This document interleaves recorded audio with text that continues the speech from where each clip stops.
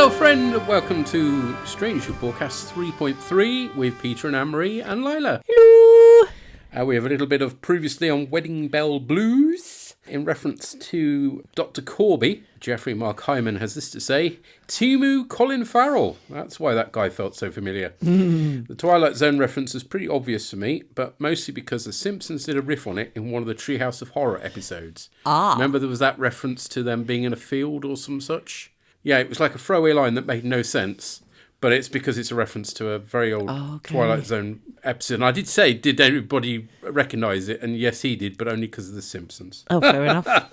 Simpsons answers everything, doesn't it? Tonight we're covering Shuttle to Kenbarlo. No, that's not right. Kenfori, which is a play on Train to Busan. Apparently, I didn't get that, admittedly. I have seen Train to Busan, but I didn't get the connection. I mean, zombies, you know, it's there to be made, but I didn't make it. No, because it's not an obvious one, is it? And I remember last time you said, oh, Kenfori, who's that? Well, actually, he is a man. Oh! It's a reference to the actor Kenfori, who played Peter, the tall black guy from Dawn of the Dead. Oh! Yeah, and apparently he liked being referenced as well. Nice. So, yeah, sweet. Oh, that's nice. Yes. This flower, it can help her? It's a long shot, Chris. But it is rumored to contain a chemical compound that is universal in its ability to move invasive molecules through cell membranes. Could stop the malignancy. Buying us time. Why am I sensing a caveat? Well, like Spock said, it's rare.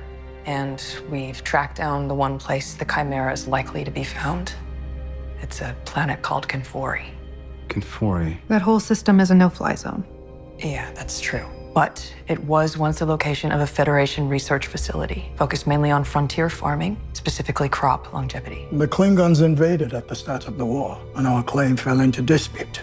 After the war ended, both sides agreed to give it up. So it's not just a no-fly zone, it's the restricted zone. So you have a recap about Erica and her PTSD, and Benga and the death of that Klingon dude, and Batel and the whole Gorn thing. Now, I don't really understand why you'd need a recap of either Batel or Erica. I do understand why you might need a recap of Benga. Because both of those came up in last week. Do you see what I mean? Oh, yeah, but even if the idea is if you just watch, this is the first episode of Strange New Worlds you've seen, it brings you up to speed. I see. It's not just, oh, did you miss last season? It's about if you haven't seen any before. I can understand them doing it. And the fact that on streaming you have the option to skip is nice. I think that's quite good. Fair enough. And then you have Captain's Log, and Pike and Maria having a last few days together before she leaves for her own ship. Except that as he's delivering the log, she's collapsed and the aggressive Gorn tissue has come back. The only solution involves a Chimera blossom. Unfortunately, this Chimera blossom is only found on one planet that used to have a Federation research station. And then when the Klingons invaded during the war, obviously that fell away. But the arrangement that was made post-war is that it's off limits to both sides, so it's very much in some sort of neutral zone, yes, perhaps. Yeah. That's not a thing yet, presumably. They call it a restricted zone. Yes. So this mission has to be off books, so they're proposing for a change. I mean, there's everyone that is on books. So the proposal that's given to Pike is that it's Spock and Benga, because they both know about this Chimera plant. Which Pike... is logical, but no, it has to be the captain. Hey, this reminds me of a series I watched once. I mean, obviously there are emotional reasons why he wants to go, but it's just this is so Shatner. Yeah, it is. But I think, although I kind of don't agree with it on the one hand, and I think the captain should stay on the ship, which becomes the norm yes. towards the end of Next Gen. I do think that the other reason he has for it makes sense in a sort of, if they get caught, that's their careers ended. Yes, Benga has that's quite noble, isn't it? He's basically putting himself on the line and rather he's than not willing Spock. to put Spock on the line. So it's sweet. Yeah, I don't really have an issue with it. It just made me smile because he's like, oh yeah, this does remind me of something. Yeah. Oh dear, has she just guffed? Yes. Oh. It happens as she starts to relax. She starts to relax and so does her anus. Yay! I'm afraid my next note is literally WTF Una's hair. Give me a head with hair, long beautiful hair, shining, gleaming, streaming, flying.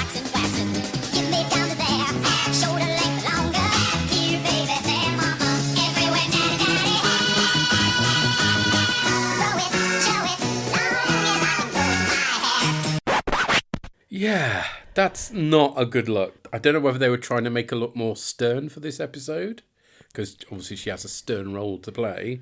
But, oh dear, it's a shame. It's like, hey, it's normally really nice, and they ruin it.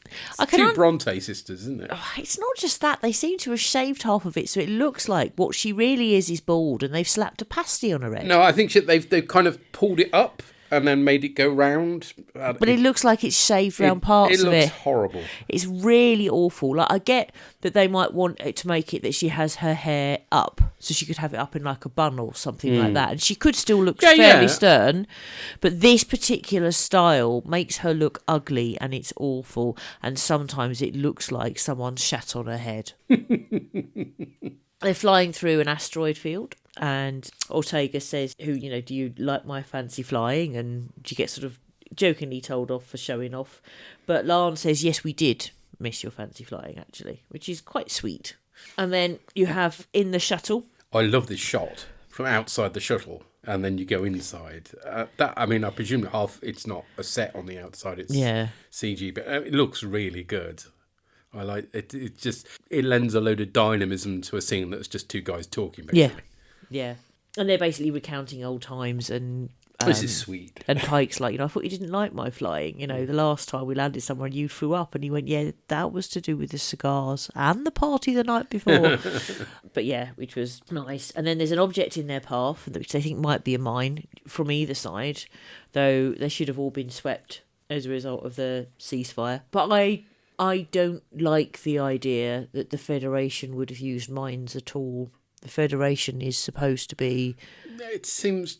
Although, it happens in Deep Space Nine, doesn't it? Yeah. So it's not unheard of. It's not great, but the Federation have the technology, as does anybody, but not other races might not use them. But the Federation has the technology to just click a switch and they're all gone. It's not like with mines in the modern day, even if you leave a map behind, it's not necessarily accurate, so people are going to stumble over mines.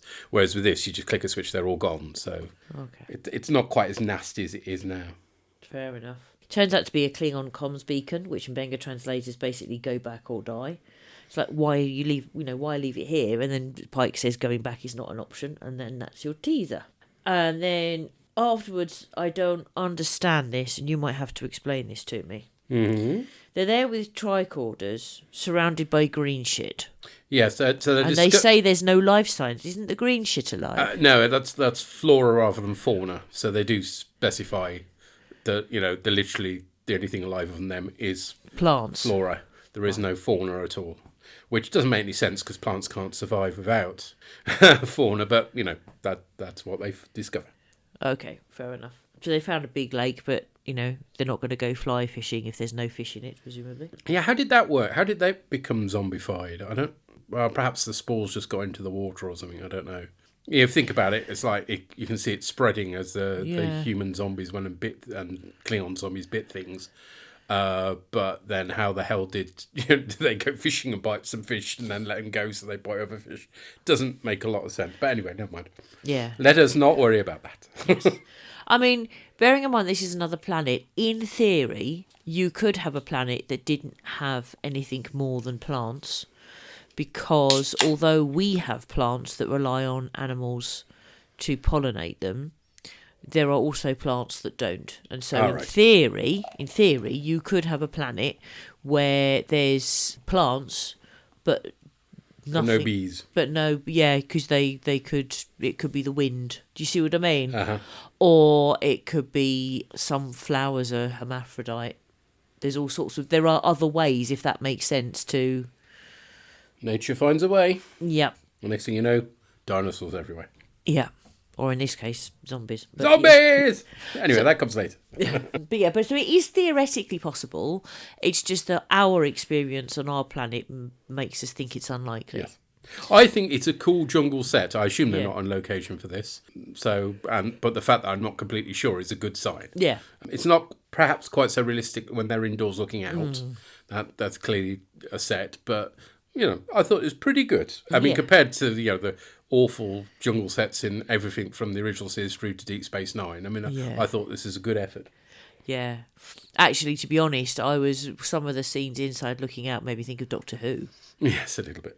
And then you have the Doctor and Captain talking. And so Pike's like, well, what do you think of the whole Corby Christine thing? And he's like, don't ask me, I've got 3 ex-wives. And he's like, isn't it 4? Yeah, we're learning a bit about Mbenga here, aren't we? Yeah. Interesting stuff. I mean, yeah, wow. I also like the phrase, physician, heal thyself, at one point they say, Yeah. which is obviously a quote from Shakespeare, but more importantly, of course, from Star Trek 2.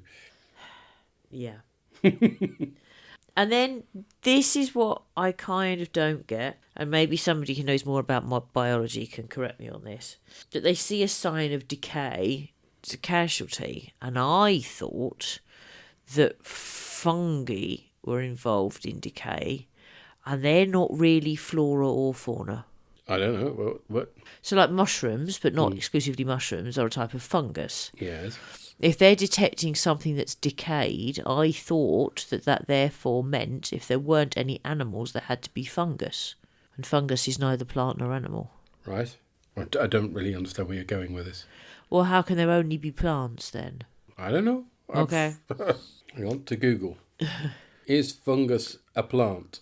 Yeast, mould. Doesn't actually say. That's really helpful. Thank you, Siri, you useless twit. And Mbenga says that this is not a casualty left over from the war. Whatever this is has had his ribcage split, possibly as if it's by an animal, except they can't register any animals. Apparently fungi are their own distinct thing. Yeah. Neither plants nor animals. So, I don't know where that leaves us. No. Anyway.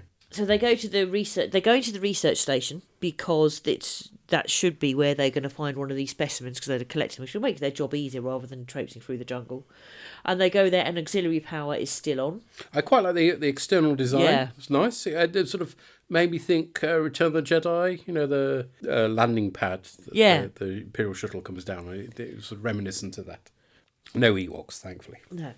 Very quickly, they spot the blossoms, and then you have a sort of, Do you notice those spunkle trumpets everywhere? Yes. Yeah. Lots of spunkle trumpets. Always a bad sign that, it's usually a base that's in some sort of disarray. Yes. With spunkle trumpets on display. Yeah. Have we explained spunkle trumpets? We have several times, but for anybody who's new to this podcast, and you must be absolutely baffled, let's face it, spunkle trumpet is what Anne-Marie specifically calls, although I've started doing it as well, the hose thing that you attach to your tumble dryer to go outside, to make the hot air go outside. Yeah. Also part of air conditioning units as well. Yes, so They do have a proper name, but we've never looked into it. I think they're a venting hose. Pike is then saying to Mbenga, how much of a chance has she got? And he's like, this is her only chance. And he's like, well, how much chance is it? You can see that Pike is like really worried. He's like, this is her only option. So he takes a sample, having first put on a mask and explained that, there's risk here, so you've got to be very careful. It mustn't touch your skin. And then Chris goes to take a sample and spots a shoe. Oh, look, a leg. Yeah. And he brings out a leg. There's one person who'll get that reference. Meanwhile, on the ship, Ortega's, because they're not finding anything at the moment in terms of anybody looking for them or whatever, but they're getting these EM bursts. And Ortega says, can you scan in a way that sort of removes the EM bursts? And they're like, okay, why? She's like, I have a hunch. And having done that, they've revealed a Klingon ship, and apparently it was a tactic in the war that they used. And it's interesting that the music we hear at this point, and on and off throughout the episode, very reminiscent of, is it Cliff Idleman? Yeah, Cliff Idleman's music from Star Trek 6. Yeah, love it. Nice. Very nice.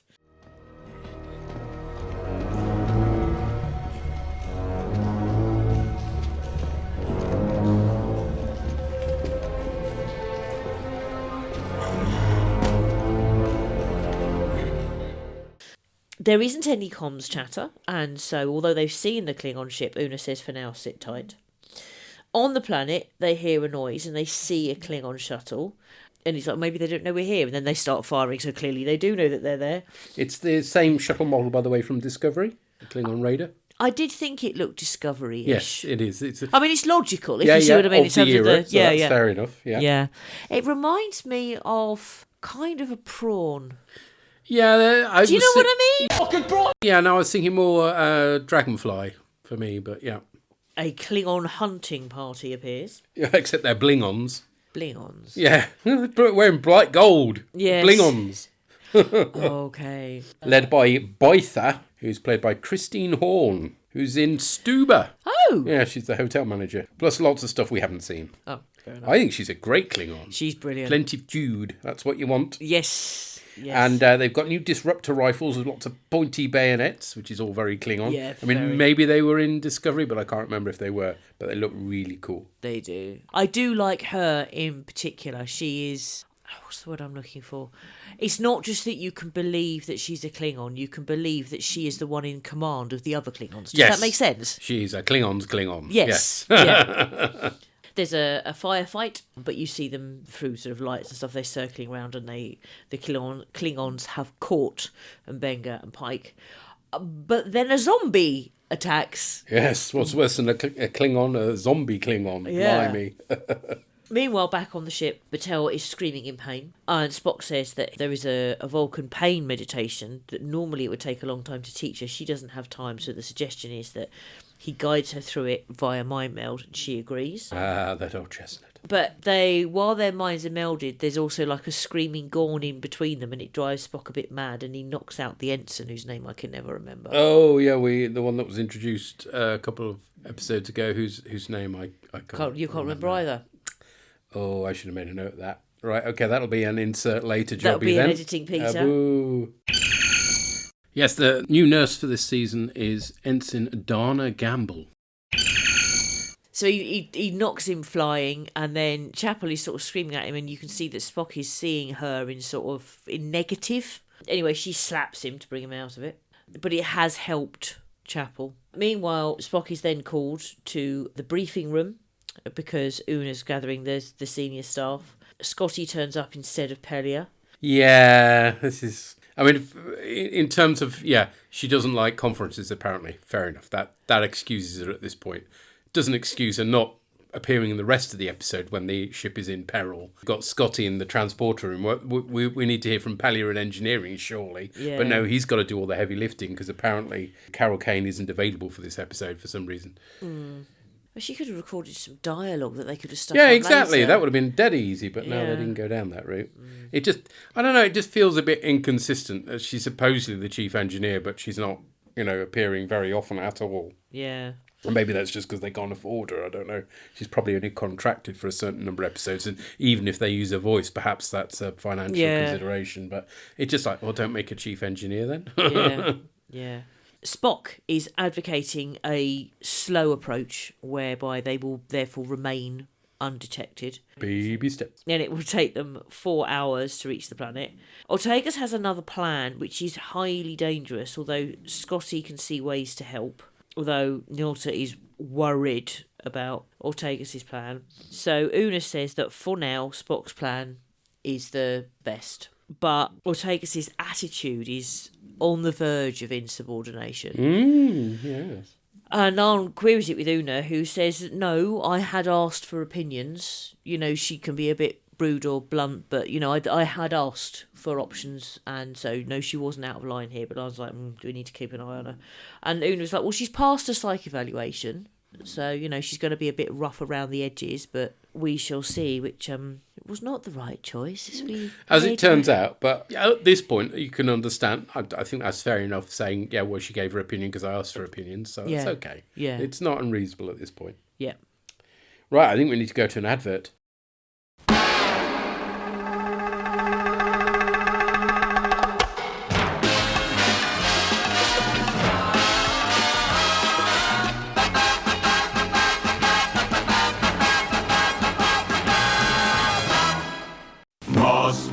Mossman is green, so I can't be seen. Ha ha ha! He-Man, Mossman, Skeletor, and Triclops figures, each sold separately.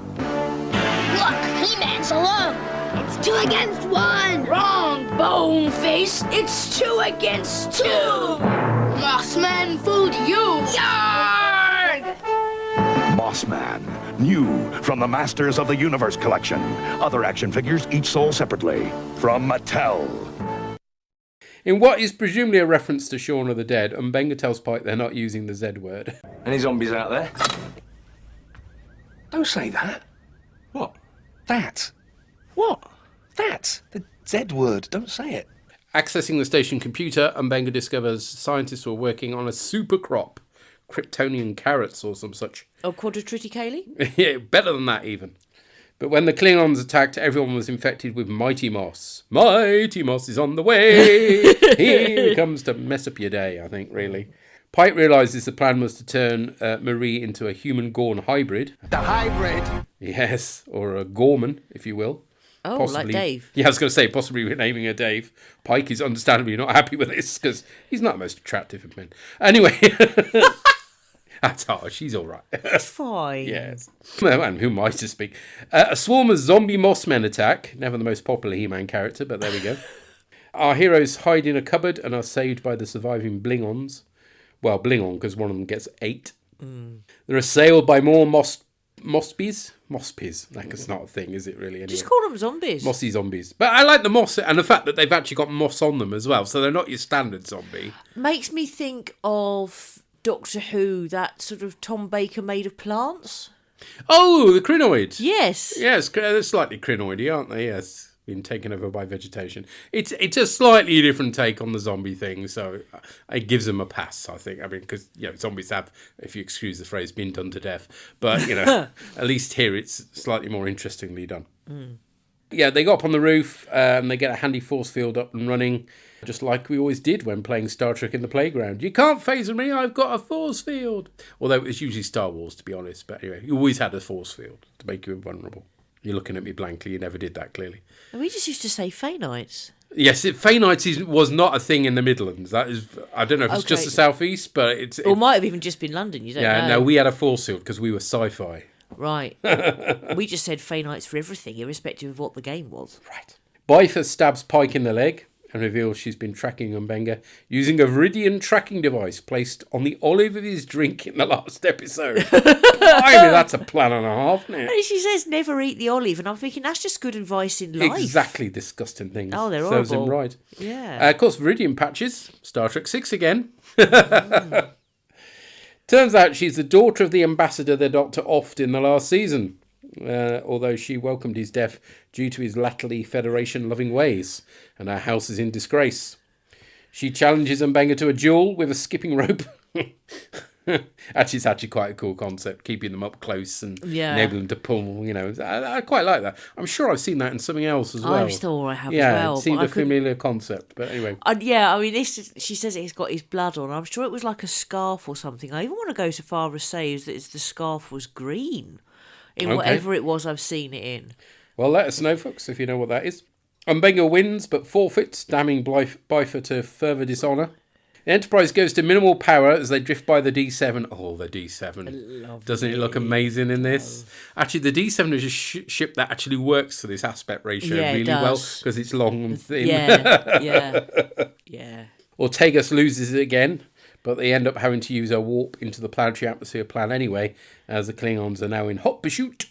There's a very Battle of Planets Fiery Phoenix vibe to the Enterprise as it enters the atmosphere. Way. Some of the Mossbees break through when the force field fails. See, when you say Mossbees, that makes me think of bees made out of moss. Wow, that's really scary. I'm being stung by moss. No, not mosk. Moss. Yes, that's what I meant to say. I've had a beer or two. Oh, okay. But you can't call them moss bees, because now I think of bees that are green flying around made of moss. Bzzz, moss bees. Call them zombies, because you're giving me weird... zombies are boring, though. I want to spice it up a bit. Because... But now I've got bees that are made of moss.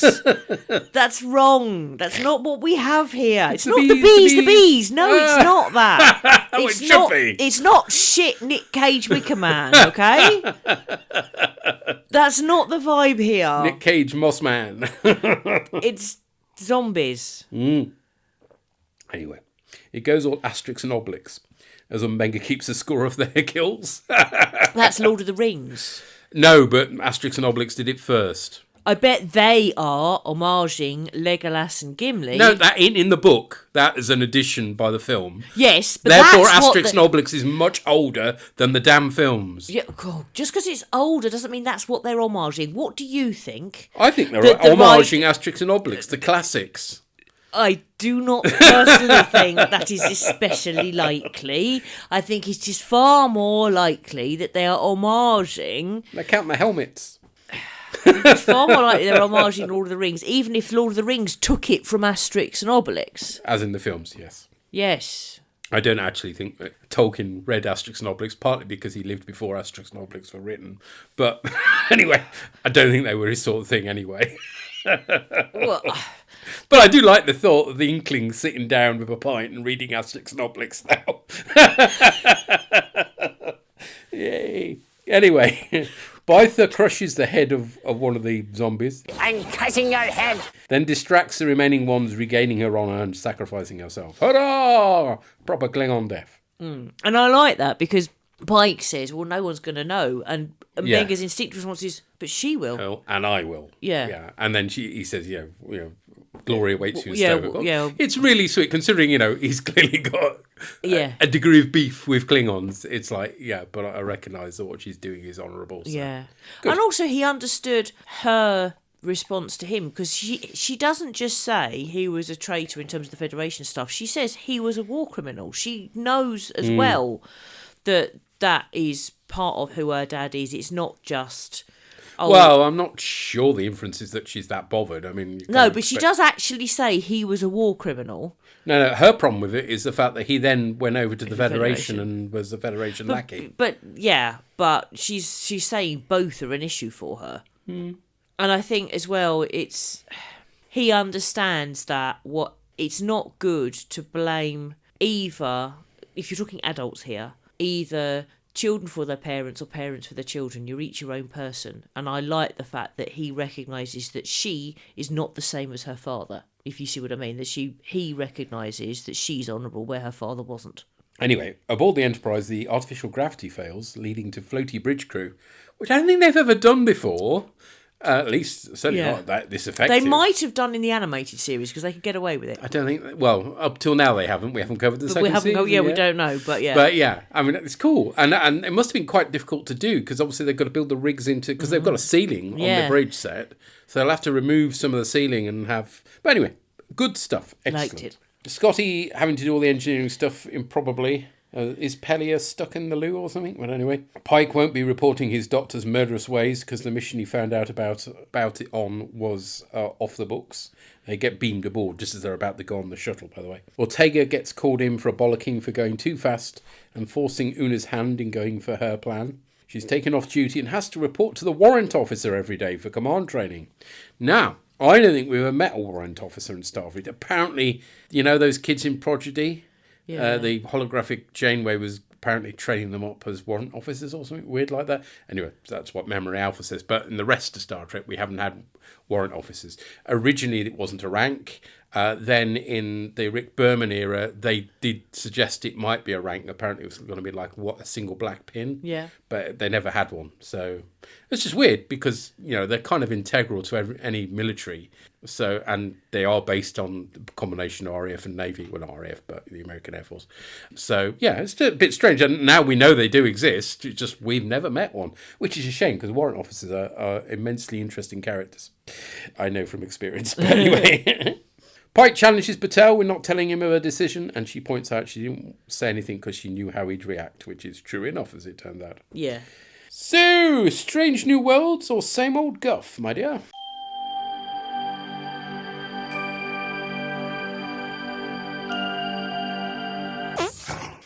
I like this. I Yes. don't think we've had zombies before. Not in Trek, I In don't Trek. think. I mean, the Borg are possibly as close as we got, but they don't But they're act not like the zombies. no.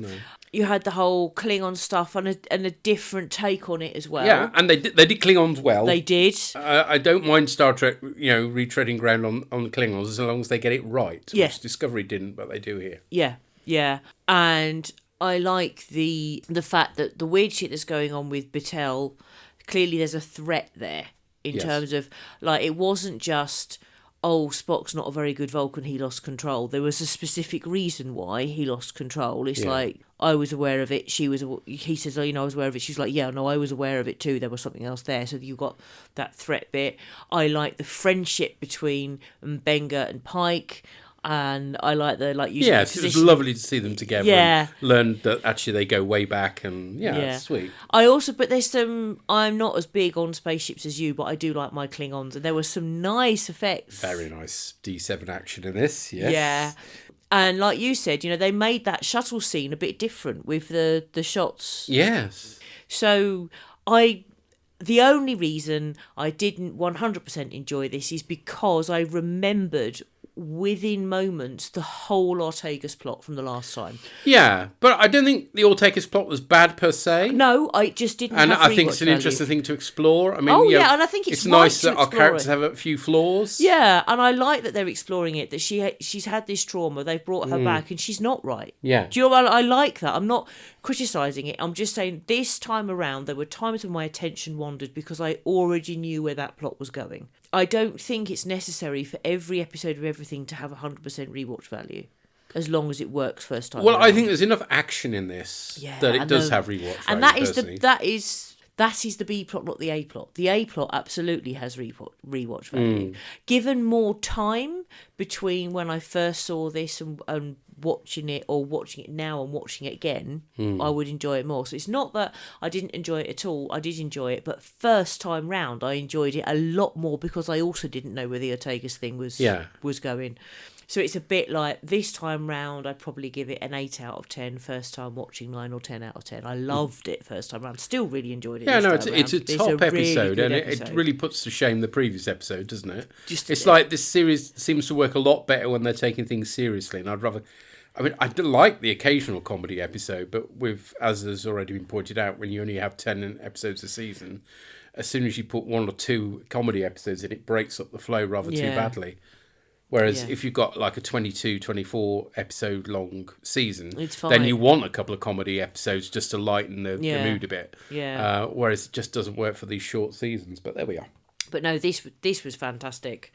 And I think as well, for me, one of the takeaways for this, when you're comparing it with other series, is when you think of, and I can't remember her name, it's not very good at remembering Klingon names, but the main Klingon character. What was her name? By something. Bytha? Bytha, I think. Not Bertha. No, it's not. Bertha, lovely Bertha, you are a lovely machine. No, it is Bytha, yes. Bytha. Bytha is an example of how to write a one-off bit part character well. Yes, make him interesting. Yeah. She doesn't have that much. There isn't going to be any comeback because she's dead. Yeah. Do you know what I mean? But she is a very well casted, well played, and also very well written minor character that you care about. I think Stranger Worlds does Klingons well. I mean, I liked the ambassador chap. I mean, it was a bit of a weird episode, that one, but I thought he was perfectly good in the episode. So yeah, I'm all for it. Excellent stuff. Yes. Well, let's find out what other people thought. We've heard from Jeffrey Mark-Hyman. Despite the whole zombie thing being well played out for now, which is true enough. But hey, Moss zombies. And thinking the Mbenga issue would have been better left ambiguous, I didn't hate this one. And it's like, it's an interesting point. I mean, I'm not sure there was. I mean, in a way, there was ambiguity over the Dokra stuff because it was behind like frosted glass. But you knew. But you knew it had to be. I mean, the way they set it up, it wasn't going to be Dokra that instituted the fight. It was clearly Mbenga, and it was clearly Mbenga that killed him. Yeah. So it wasn't a massive surprise, I don't think. No. And it's interesting to have some consequences here. Yeah. Yeah. And Pike's reaction, I think, is lovely and very in character with Pike as well. It's like, okay, that was a bad thing to do, but hey, you're my friend, and it all happened on a mission that we can't talk about anyway, so let's move on. And also, it's also a kind of, because he does talk about the monster, so he's not trying to claim it was a nice thing to do. Yeah. And he says, no, you're not a monster, you're a human being. So he's not condoning it, he's just saying, don't think of yourself as a monster just because of that kind of thing. Yeah. We also heard from Sampo and Yona. Hello. Hello. So we just watched Shuttle to Kenfori. What happened in it? The captain and the doctor went down to a planet. If Spock had actually also gone ahead, that's like over half of the episodes of the original series. At least they explained why Pike had to go there. That is good. I mean, in the good old days, all the senior officers just went on away missions without any explanation. So now at least there was a reason. So fair enough. So zombies.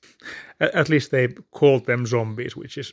It always annoys me when there's a zombie thing and the characters seemingly have never heard of zombies.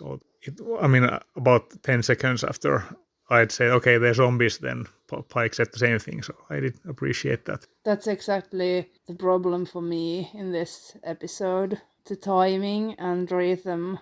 The writers know how to make good TV, and it doesn't create any tension at all to me. For example, the window in a lab. Pike stood next to the window, and I could count seconds to the moment where the zombie is banging the window. That's not what I want when I'm watching television. I want to be surprised. I don't want to tell what's gonna happen. I want them to tell me. This is why I'm watching the show. Well, I guess it quite clinically followed the 3-act structure, and the Klingons stood there and acted as was expected according to their honor. Well, speaking of honor, maybe the more interesting part was Ortega's being sort of rebellious. And I mean, does she have a death wish, or was it that she's been so close to death that he wants to save the others by any means necessary, or what's going on with her? It's not entirely clear yet. Biological question. I mean, if there's only plants and no animals, so does it mean that the zombie moss ate all the animals, or is it just from an Earth point of view, you need animals or insects for plant life to work, but it's a strange planet. Bees, yes. But I mean, of course, it's just another planet, so I mean, who am I to tell how it works? Yeah, we can't look things down from only our perspective. Yeah. So I mean, if there were zombies there and the Klingons had left a beacon warning, get out, I mean, it's a wonder they hadn't sort of bombed the facility from orbit if they knew that the zombies were there, or not sure what happened there. Wasn't really well explained. Was not. I think I liked it a bit more than you, although I understand your criticisms, but I mean... I liked the episode, but the problem was that there was only exciting thing for me was the moments when there were no gravity in Enterprise. It was a cool visual, I admit. Do you think that Pike should have been there when his partner made the decision to turn into a Gorn? Well, I mean, that's not what most likely is going to happen. Well, but maybe she's the Gorn we see in the original series that looks a lot more like a human than this Gorn. Okay, I know that means nothing to you, but that's a good question. I mean, Pike was hurt that he was left out of the loop, but I think he proved her point because she was just, this isn't about you. I think people should do anything that they could to survive. Yeah, I mean, if the only alternative is death, then yes. But I mean, in a good balanced relationship, you should be able to talk about. I don't have a strong opinion for or against, so we did find it funny that Spock punched the one nurse and then he was just, sorry, Ensign, and walked away. A bit rude. That was Spock doing Spockety things. Nice thing that they had a good square force field on the roof of the building. I wonder what was it actually used for. Yeah, against the zombies, obviously.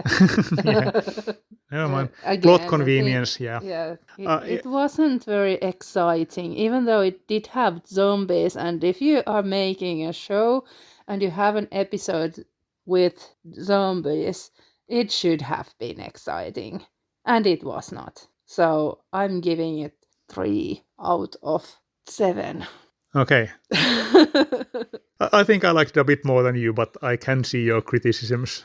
I can see that they are valid for you. Your opinion matters to us. Please hold. Yeah.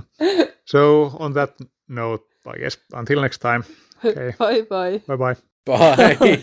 Your opinion matters to us. Please hold. I mean, my main question is, what kind of a scoring system is out of 7? That's so weird. 5 or 10 is kind of traditional. 7? That's weird. But anyway, Perhaps it's the Finnish way. And I do like Spock doing Spockety things as well. I mean, he does apologise afterwards, which I think is very Spock and very sweet. Yeah. In terms of where are the animals, yes, it's true, as you said, and we've already said, that just because animals are needed on Earth doesn't mean that they're needed somewhere else. But if the moss ate all the things, maybe there are moss bees, not zombies made of moss, but bees made of moss. Maybe there are actual moss bees. Moss bees. Nobody's done moss bees yet. We need to copyright this and make an entire series out of it, I think. Beware the moss bees. Of course, we have to get Richard Ayoade involved in somehow, because, yes. Ironically. Yeah. Yeah, I love the idea that Batel Gorn would look like the Gorn from Arena. Half human, half Gorn. Maybe that's who he was. We'll find out as the season goes on. But yeah. You're absolutely right that in a decent relationship, you should be able to talk about these. I mean, we know why she says, I can't handle it. Yeah, but the relationship's always been a bit wonky, iffy. rocky, so I think that's perfectly acceptable. Yeah. In terms of Ortegas's response, has she got a death wish, or does she want to save people? Just the idea that it's both, it's contradictory, but she's got PTSD, so it's not necessarily logical, and it could be both. Yeah. I think it's a good point. Why is there a square force field on the roof? Yes, there isn't an obvious reason for it to be there, is there? No, not really. Yeah. Unless they're like pterodactyls or something. Yeah, I don't know. But hey, they came in handy. But you're right, at least Spock didn't go on the mission along with the captain and the doctor. Yes. That really would have been taking worse. us back in a bad way. Yeah. Let's find out what Llama thought. Llama's log, Scotty, fix this year. Yeah, ok. We're just going to the shops. Does anyone want anything? Right then, here we are then, the Strange New Worlds episode Shuttle To Kenfori, which is named that, obviously, as I'm sure you've already covered, because of the film Train to Busan. And the name references that, of course, because that film is about zombies that are on board a train. Except, of course, this episode, the zombies are not on the space shuttle, they're on Kenfori, so it's not quite the same thing. Maybe they could have gone for a better name, although one eludes me right now. Maybe Garden of the Living Dead or something like that, but that would have kind of given the game away, wouldn't it? But yeah, this episode is pretty good, actually. This is the first episode of the season so far. I know it's only number 3, but it's the first one that I haven't actually outright disliked on first viewing. It's a nice little fun adventure. There's some really tense moments down on the planet, and it is a good tense survival horror. I really enjoyed it. I like the fact they actually address the undead shambling behemoths as zombies on screen. I like the way that Pike doesn't want to say it and the way that M'Benga responds to that, because we need to treat the victims of this thing with dignity. Yes, there's a nicely bollocks little explanation for how they're reanimated after death, and yeah, whatever. It doesn't really matter to me. It's just some technobabble that allows us to do a little zombie bit with Star Trek, which is fine. We get to see some of the zombie tropes, a horde descending and devouring someone with their intestines coming out, or disappearing under a wave after wave of zombies. Yeah, it's great. It's just the usual tropes in a Star Trek setting. What's not to like about that? And of course, on top of that, we had a group of Klingons as well for some additional tension, and I like that as well. I like how it tied into M'Benga's storyline from the previous season, and we're going on seeing how he is a man with a deeply troubled past and bringing that to the surface again, because everybody's got to suffer at some point in the season, and it's nice to have a little bit of resolution from that. It's nice to have M'Benga confront his actions previous season and in his, what we assume now was an actual assassination of Ambassador Rel, although there's still some room for a bit of ambiguity there, because it could have just been, of course, what M'Benga said to keep Baitha happy. And I like the character of Baitha as well. She's not just out for revenge for the sake of it, she's out for revenge because now that's her family dishonoured, because he stole the kill from her. I really enjoyed that. And I like the way that she goes out at the end as well. Obviously, at the end of every zombie movie, there's someone, usually a slightly more antagonistic character, who gives their lives for the good of the group. Here, she's not really giving it for the good of the group, she's giving it for herself, because this is the only way that she can reclaim her honour. So it's not a completely altruistic move, but at the same time, it does save Pike and M'Benga, so, it has the desired effect. Again, a nice little twist on that. She's not just doing it because she's suddenly developed goodness in her heart. She's still the same character, still the same reasons. It's just nicely convenient for our heroes. I did really enjoy that. Also nice to see Ortegas getting some things to do this season as well. As we said in the coverage of the previous season, she didn't get much to do in season 2 because she was dealing with the death of her partner at the time. So this season they're giving her plenty more to do, which is to say they're giving her more trauma. Is that the nicest thing to do? I mean, I guess at least it's keeping her busy. But yes, we have some trauma here, some results of the attack by the Gorn, which is fair enough, but it is a bit of trauma dumping. Is she going to be turned to this series Miles O'Brien? I really thought that was M'Benga actually, but here we go, why not? not have another character. So it'll be interesting to see where they go with this one and whether there's actually any consequences for her slightly disrespectful behaviour. So yeah, we'll see. So yeah, in all, this episode is good. There's some fun moments. I like the moment the Enterprise loses gravity. I like the fact they try to sneak past the Klingon ship, but obviously they're going to get spotted, and why they're spotted for that. And it does turn nicely into a lot of the episodes from the original series, where one of the main concerns is feeding colonists, and here we have an experiment that was meant to help feed colonists, and it's become something a bit more deadly instead. That's the usual science fiction trope, isn't it? The scientist meddle with things they didn't understand, that kind of thing. So yeah, in all, I pretty much enjoyed this episode. The only weak point for the episode really is that the driving factor behind the story is, of course, Battelle needs more of a cure, and she's not telling Pike all the stories, so there's a bit of tension there. And I don't know why it is, because I like Pike as a character, I like Battelle, but I just don't find myself particularly engaged by the peril that she finds herself in, destined to end up as some sort of half-human, half-Gorn hybrid. The hybrid! And I'm not sure why that is. I think maybe it's just a reaction to the thought that maybe this is going to be the central plot for the season, is that that's going to be her, we've got to save her, and they've suddenly given Strange New Worlds a plot arc for the season that's based around one character, which takes us back slightly to Discovery type territory, so maybe that's why I'm reacting against it, which is a strange thing, because as I say, the actors both give really good performances, and they are good characters and well written, so yeah, I think it might just be that, a bit of bias on my part. But yeah, other than that, yeah, I enjoyed this episode, and let's hope the next one isn't, let's see what it is when we get to it, shall we? Anyway. But as ever, I will of course be interested to find out what everyone else made of this. I hope nobody else finds themselves affected by activities that needed to remain off the logs or otherwise redacted. And until next time, glory to you and your cast. Thank you. Interesting what you say about how you think why you don't like it is it's a bit Discovery-ish going back to... Yeah, I can see that. I can see that. And the moment you mentioned it, I thought, shit, she cries in every fucking episode, doesn't she?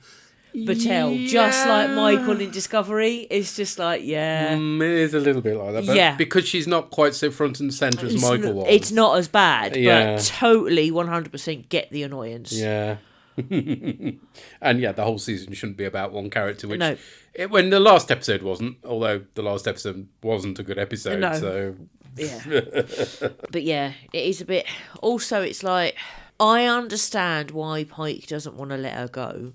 Shouldn't it be that when he's doing this many dodgy shit things and endangering the whole ship and everything else, should not Battelle herself, Una, and the other senior officers be hauling him over the coals for putting the whole ship in danger for one person? It does seem to be a regular thing on Strange New Worlds that they're constantly disobeying orders to do stuff. And it's like, you can do that once or maybe twice.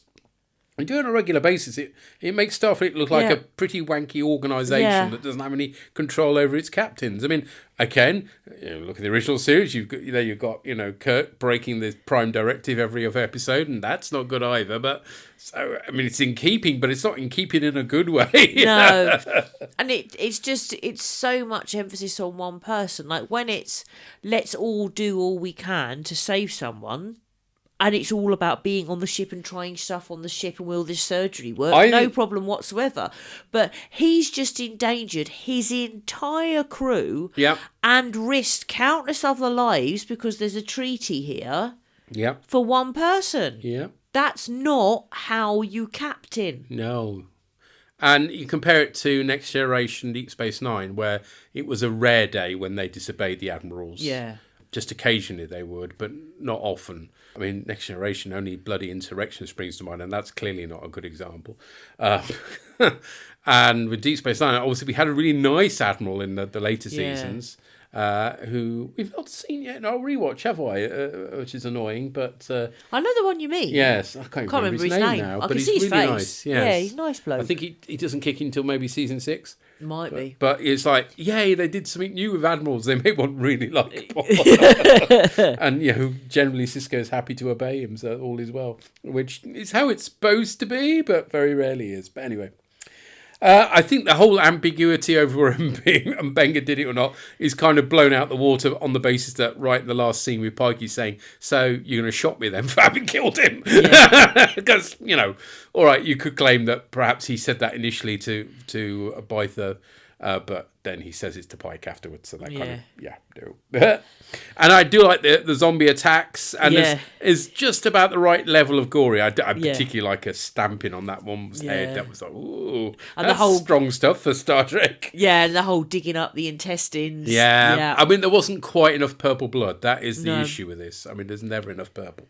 Unless it's Lower Decks. You see, this is why you like Lower Decks so much. Purple every week. Yes. Right, let's find out what Barry thought. Hello, Orcs. Parry here to talk about Shuttle to Kenfori. Now, I'm not going to say this episode was a bit forgettable, but not only could I not remember this one from thinking back on the series, but I actually watched it and then kind of forgot that I'd watched it. It's not lodged there, but it's the one with the mushroom zombies. Mushroom zombies are so hot right now. I kind of liked the concept that somehow the Gorn infection in Battelle has returned. And actually, I think there's probably more they could have done with that. Not just the Gorn returning, but them needing this chimera plant. So they need to get the special plant, which they know is in a planet that's in basically the neutral zone, although it's not called the neutral zone yet. It was like in a contested planet. And as it turns out, what it's actually doing is making Battelle a bit gorny. She's gorny. No, probably not that for a musical sting. That actually was the more interesting bit at the end, was they didn't tell Pike because it was the way, but he'd have said nope and pushed to get another way. You know, he went on the mission. I also liked, sometimes you forget, because the series doesn't always do it that well, but you forget that Mbenga is his McCoy. They're kind of mates. And yeah, I quite liked them talking about, you know, when they're flying over the fishing lake. That was quite nice. And the zombie bit's well enough executed. I quite liked kind of the dead Klingons, and, you know, there was a bit of sort of gruesome horror in it. Went actually pretty gruesome. I'd almost say unnecessarily gruesome. Again, I'm not a prude for horror and guts, but I just, you know, this is one, if you had younger kids and you all settled down for your weekly adventure in the fun, sort of almost episodic Strange New Worlds, you're suddenly going to be saying, yeah, let's maybe not show them this. And it's a shame, because it also had the references back to the Klingon ambassador who was killed. And I quite like some of the Klingon stuff in that. You know, it was with his daughter, and basically it was kind of interesting. Mbenga's sort of attitude to their honour, you know, the duel to the death, and he's like, well, no, he's not. You know, I quite liked the, you know, having the monster when he needs it. That was a nice touch. Like I said, there's a lot to like in it, and again, I think it was well done. It seemed to take a long time for us to do the shuttle, and then we had we had the actual fight. There's also the bit on the Enterprise, them sneaking past, and Ortegas acting out whether it's her PTSD from the Gorn or her general dislike of Klingons from the war. We don't know. But I did like the fact that there were consequences for it, for all that it all worked out. The fact that Una was very annoyed, you know, not just I'm very annoyed with you, it was that she's actually withdrawn because there's something up. And I thought, like I say, I think all the bits, there wasn't, the episode didn't have so many bad bits. You know, again, nothing happened because no one's carrying the day at ball. Nothing happened just to make the plot move. I think it's just that when it's all put together, it just doesn't make a particularly compelling episode, or at least anything memorable. It kind of just happens, and so that's kind of a downside for it. Is I wouldn't ever say it's a bad episode, but I don't think this is going to be, you know, it's not like Those Old Scientists where you will say, I'm just going to watch Those Old Scientists, and it's not an absolute stinker like we'll have later in the season, and it's not even like one that I thought I enjoyed, and then on second watching I didn't, like the last episode. It's just kind of an episode that's there, and it's all competent. It's basically everyone working on this was good at their job, but somehow they didn't manage to make a compelling episode. But it's not bad. I seem like I'm kicking it, but it's not bad. It's just not something that's, you know, again, I've almost forgotten about it by the end of this reading, and hopefully I'll remember the episode when I'm listening to your episode on it. But yeah, it's that. So all I'm going to say is do keep up the good work. I always look forward to the podcast, and I hope to be back in the next one. But until then, bye for now. Bye. Bye. Somehow the Gorn returned. Yeah. Oh no. Yeah, so she's gone, so gone. Yeah. And yeah, I also liked that for Mbenga, the monster is there when he needs it, and he doesn't need it, so he doesn't call on it. Yeah. And yeah, it's good that his secret is he's always the monster.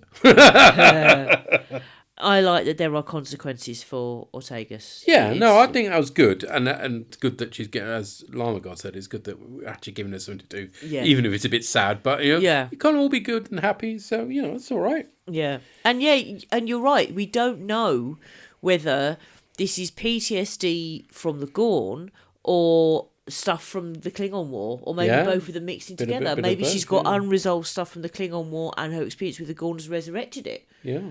And I like that it's not necessarily crystal clear, because I think people aren't always that obvious, if that makes sense. Yeah. A lot of stuff is mixed up with other stuff. I think it's a fair point. This isn't family watching. It is pretty gruesome in places. Perhaps not as gruesome as it could be, but to be fair, some of the Gorn episodes with, Gorn sprouting out of people and stuff, that was pretty gruesome as well. Yeah. So it's something that Strange New World does, and it probably does mean it's not quite the family entertainment that, say, Doctor Who is. But, I don't completely dislike that. And it's certainly not the best episode ever. It's certainly not the worst episode ever, and you're right, we have a very bad one to come. But I thought it was quite competent, engaging, entertaining. Yeah. I'm not going to complain. So next up, we shall be covering the episode A Space Adventure Hour, and that's on Wednesday the 25th. And next week on the 19th, we'll be looking at Babylon 5's Legacies. But it's Starfleet Academy time, and unlike last time where I said if you're a fan of the series, tune out now. I won't be saying that this time. Aha! Surprise! Run the jingle, I guess.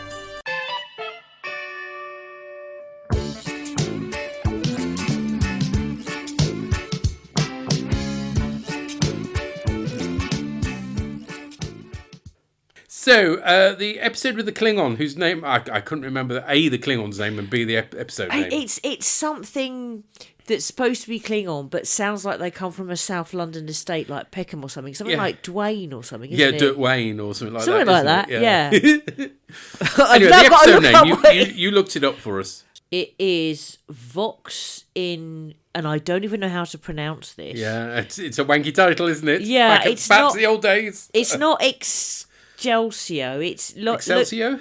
Well, no, there's no I. So it's Excel, like the spreadsheet. Yeah. So Excelso. Okay. Yes. I'm sure it's Jaden. I know I said it was a Peckham name, but somehow it's Klingon. There's one or two Janes in our school. Yeah. So yeah. He's the Peckham Klingon. It's Jaden, but it's Jaden. Jaden. Yeah. Right, have it. I mean, he's one of the more interesting characters. Yes. And I think they did Klingons right here. Yep. I like the final. We're not going to go into great depth because there is now half a chance we might be covering this. But just to give a sort of a brief sort of overview, it was okay. It was actually kind of similar to this Strange New Worlds episode in some ways. It's like not amazing, but all right. And as I say, they got Klingons right, which is. I enjoyed it. I thought it was good, personally. And it had a space battle as well, which made me happy. Yeah. So, yeah, it was okay. I enjoyed it. Yeah. For me, it was more than okay. It wasn't the sort of thing that would make me go, oh, yeah, I've got to watch the rest of the season now. This is amazing. But it didn't make up for the cruddy episodes before it. But it was okay. For me, I enjoyed it. It wasn't enough on its own to make me think I definitely want to watch more because of how bad, really bad, the previous episode had been. Well, I know you didn't like the one before that, but I hadn't minded it. It was the one immediately before this one. Yes. We both hated. Yes. The one, again, we didn't watch all of it, but... Whereas then we watched the one that's all about Sam. Series Acclamation Mill, and I was looking forward to this because Sam was the character I was most interested in. We were both most interested in her. And we were not disappointed, I think it's fair to say. Loved it. Loved it. You was in tears. I was. Nice to see Tawny Newsome, obviously, Yes. who also wrote this episode. Oh, I didn't realise it was her until you had to tell me. Yeah, well, she know. was under a shite load of makeup, but it's only really her voice that gives it away. I mean, we won't talk, again, there's a lot of spoilers potentially here. We're not going to give them, but I loved it. But if you're a fan of Deep Space Nine, yeah, this episode makes you very happy. In fact, I would strongly recommend that if you watch Deep Space Nine, after the last two-parter of Season 7, you then watch this as a slight sugaring of the pill, to say the least. Yeah. It was just glorious. Was I lovely. can't say enough wonderful things about it. this. It was amazing. It was great fun. And this episode alone might be enough to make us... Basically, if there's another episode that's even slightly close to being as good as this, I think we will be covering it, even with the shite episodes. I mean, it needs at least 2 good ones, and this one is just amazing, so... I think for me, it's more that the episode that we both hated was so bad... that if there's another one of those, that might kibosh it for me. It might do. I mean, this one excelled because, I mean, again, it didn't matter that they weren't in space. Yeah. I can't even remember. They were in space in the Klingon one, and it didn't really matter except for the brief space battle. Whereas this one, I mean, literally, they were just using the... it was interesting, a few people reacted with surprise that I wasn't put off by the beginning, but I kind of like that sort of stylized thing. That kind of worked for a holographic character. Yeah. That was cool. And it's just the exploring the holographic character in such a different way, her dilemma. I loved it. It made sense for it to have a different feel to it, really. Yeah. But it had such heart to it. It really did. This is what Star Trek should be about. I don't want to always cry, can I just say? Yeah, but if there's at least one other episode that makes you cry, then it's definitely worth covering the season. Oh, okay. I'm afraid. So this is as long as it makes you cry for the right reason, rather than, oh no, they've made it awful. Well, yeah. Okay. So I was beyond pleasantly surprised by this one. I really was. Yeah, really enjoyed it. So now we have to see whether the next makes me cry. Oh, and as I say, I think if there's at least one other that's even close to being as good as this, I think there's a good chance we'll cover it, because it'll make getting through the crap episodes worthwhile. Whereas, as I said, I'm not so sure because of how horrible the bad one was. But again, Strange New Worlds has but been a roller coaster season, ride. But wasn't. The first you're right. season, The first season was a lot more consistent. And so you had that to fall back on, if that makes sense, is how the first season had been. Yeah. Anyway, we shall see. I mean, if part of an episode is horrible, I can cope with it. It's if just the whole premise of this episode is just like, I don't want to revisit my school-based childhood trauma. Fuck off. Do you know what I mean? It's but it kind of works for her character because she's a but child that's different. Because but that's big it's different. And I like the and again, we shouldn't get into too much depth maybe, but just that she's sort of answerable to these incorporeal beings. I like that. That's she's a photonic being, so but she's been created by these other beings. I mean, they need to follow this up somehow, but there's maybe got to be like next a part season. 2 to this. No. This season they need to follow it up, I think, just to make it worthwhile, the whole trip worthwhile, because she's the best character by a country. She should be front and centre, not boring hunky ensign guy. Not the guy that Lee calls broccoli hair. Broccoli hair, yeah. Anyway, until the next time we might be squeeing in your ears. Take care. Cheery bye. Boys, boy.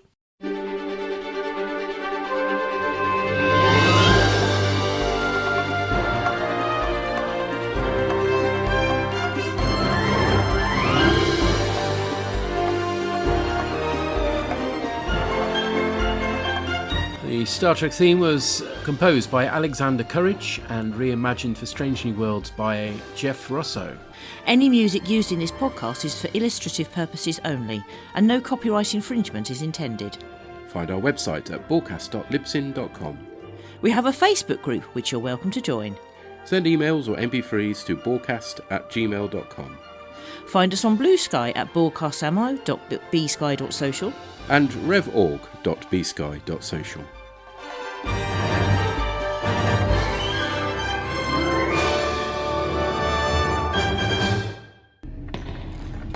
Shut it down!